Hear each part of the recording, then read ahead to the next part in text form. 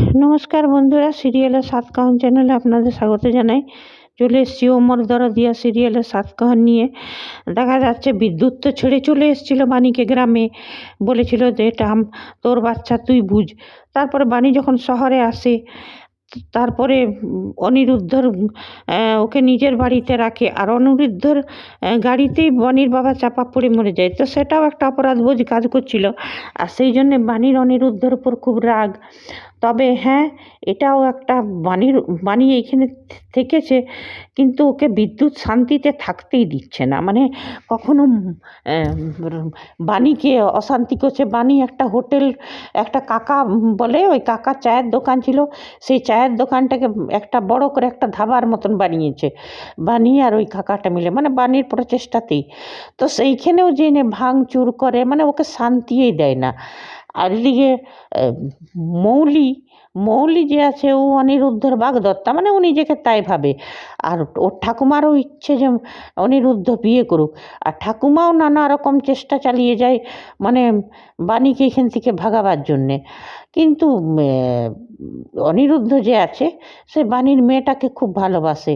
আর ওই যে বাণীর বাবা যে মারা গেছিল, সে একটা অপরাধবোধ কাজ করতো, সেই জন্যে বাণীকে হেল্প করতো অনেক। কিন্তু আশেপাশে মানে মলির ঠাকুমা, তারপরে ওই বাণীর স্বামী বিদ্যুৎ, তারপরে বিদ্যুতের মা, এরা সবাই মিলে মানে বাণীকে আর ওই অনিরুদ্ধকে নিয়ে নোংরা কথা, যা তা কথা বলতো, নিয়ে পরে সব সময় বলতো। তাও বাণী সহ্য করে চলছিলই। কিন্তু এদিকে বাণী যখন শাশুড়িকে শহরে নিয়ে আসে, ও যখন বিদ্যুতের খোঁজ পেয়ে যায়, তখন ওর শাশুড়ি নিজের ছেলে, বড় লোক ছেলে বউয়ের কাছে চলে গেল, আর বাণী অত করেছিল সেই পাল্টি খেয়ে গেল, সেই বাণীকে ধাক্কা দিয়ে দিল। তারপরে বাণী ওই কাকাটার সাহায্যে ওই চায়ের দোকানটাকে বড় করে হোটেল ধাবার মতন বানায় নিয়ে তারপর থাকেনি। ওকে বিদ্যুৎ এত অতিষ্ঠ করলো যে একদিন বটি নিয়ে আর কোপাতে চলে গেছে ও বিদ্যুৎকে নিয়ে, আবার গলায় কোপ দিত। তখন সবাই মিলে হাতে পায়ে ধরলো, বিদ্যুতের মা, বিদ্যুতের ওই দ্বিতীয় স্ত্রী। কিন্তু আমি একটা কথা বুঝতে পারছি না, অনিরুদ্ধও বলছে সবাই বাণীকে যে ওর বিরুদ্ধে কেস করো, তুমি একটা বিয়ে থাকতে আর একটা বিয়ে কী করে করে। কিন্তু বাণী সেটা করছে না, কেন করছে না ভগবান জানে। তবে হ্যাঁ, বাণী যে করছে না তার জন্যে কিন্তু বাণী তো নিজে বিপন্ন তো হচ্ছে, নিজের মেয়েটাকেও বিপন্ন করছে, আর তার সঙ্গে যে কাকা বেচারা বুড়ো মানুষ চায়ের দোকান করেছে, ওরও বিপন্ন করছে ওকে।